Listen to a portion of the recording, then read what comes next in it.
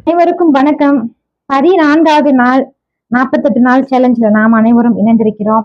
யாரெல்லாம் இந்த நிகழ்வை அதாவது என்னுடைய நேரடி ஒளிபரப்பை தவற விட்டுருந்தீங்கன்னா அவங்களுக்கான பதிவு தான் இது.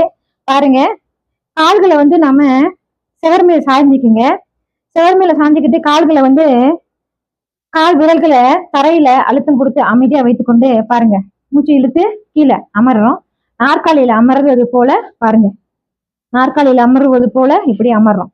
1 2 3 4 4 3 2 1. மெதுவா சப்போர்ட் பண்ணி மேல வந்துருங்க. கைகளை கரங்களை இந்த மாதிரி சப்போர்ட் பண்ணி வச்சுக்கோங்க. அடுத்தது கீழே இறங்குறோம். மெதுவா 1 2 3 4 4 மூச்சு காற்றை இழுக்கும் பொழுது கீழே இறங்குறோம். நாற்காலியில அமர்ற போல இந்த மாதிரி உட்காந்துக்கிறோம். 1 2 3 4 4 3 2 1. மறுபடியும் மேல வந்துடும். 1 2 3 4 4 3 2 1. இந்த மாதிரி ஒரு 5 அல்லது 6 முறை நீங்க செய்யுங்க. இது உதாரணம் தான் நான் உங்களுக்கு சொல்லியிருக்கேன்.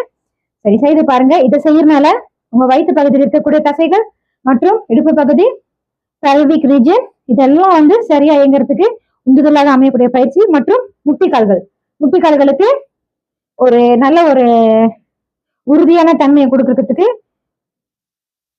உந்துதலாக அமையக்கூடிய பயிற்சி தான் இது. முயன்று பாருங்க. நன்றி, வணக்கம், பாய். நான் ஓஜஸ்டா.